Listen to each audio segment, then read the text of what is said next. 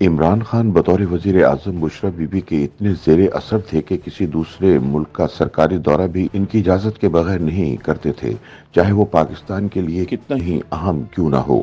P T I حکومت کے تمام اہم فیصلے بھی سابقہ خاتون اول ہی کرتی تھیں۔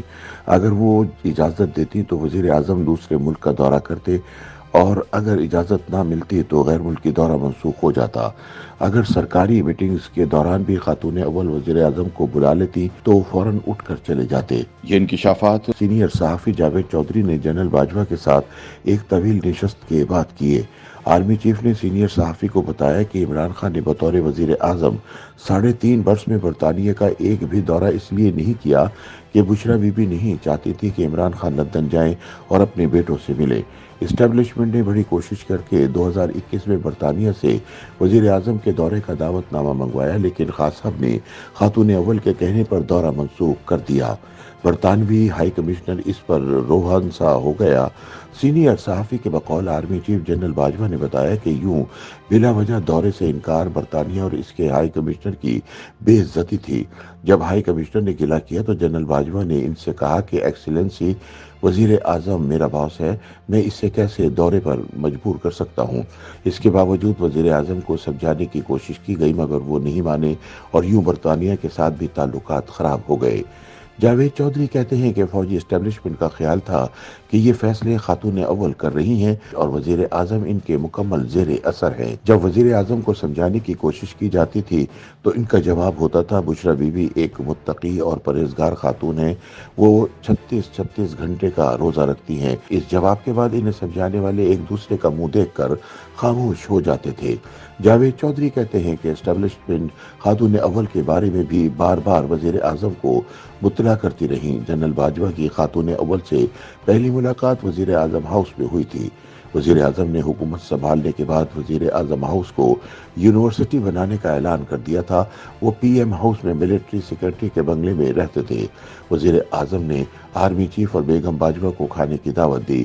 کھانے کی میز پر 4 لوگ تھے: عمران خان، جنرل باجوہ، خاتون اول اور بیگم باجوہ۔ عمران نے میز پر بیٹھتے ہی حسب معمول کسی دوسرے کا انتظار کیے بغیر ہی کھانا شروع کر دیا۔ جنرل باجوہ بھی دائیں بائیں دیکھ کر کھانا کھانے لگے، لیکن خاتون اول برقعے میں تھیں اور وہ کھا نہیں رہی تھی۔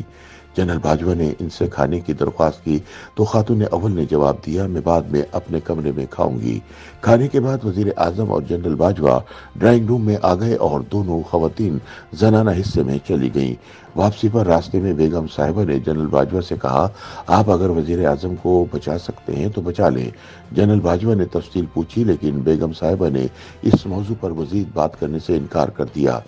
جاوید چودھری بتاتے ہیں کہ جنرل عاصم منیر 25 اکتوبر 2018 کو D G I S I بن گئے۔ وہ بھی وزیر اعظم کو مختلف اوقات میں خاتون اول کے حوالے سے مطلع کرتے رہے۔ آخر میں وہ وزیر اعظم کے پاس ثبوت لے کر گئے، لیکن عمران خان نے ان ثبوتوں پر توجہ دینے کے بجائے D G I S I کی تبدیلی کی خواہش ظاہر کر دی۔ وزیر اعظم جنرل فیض حمید کو ڈی جی لگانا چاہتے تھے۔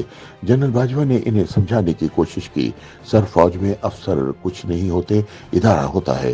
جنرل عاصم منیر شاندار افسر ہیں، آپ کا فیصلہ درست نہیں، مگر عمران نہیں مانے اور انہیں پوسٹنگ کے صرف 8 ماہ بعد ہی ہٹا کر فیض حمید کو نیا D G I S I بنا دیا۔ جنرل باجوہ ہر فورم پر کہتے ہیں، فوج نے عمران کی محبت میں 2 جرنیلوں کی امیج اور 2 کے کیریئر کی قربانی دی۔ جاوید چودھری کے بقول یہ جنرل قمر باجوہ، عاصم منیر، فیض حمید اور فیصل نصیر ہیں۔ بہرحال اللہ تعالیٰ کو جنرل عاصم منیر کی عاجزی پسند آ گئی اور اسے وہاں پہنچا دیا جس کی کسی کو بھی توقع نہیں تھی۔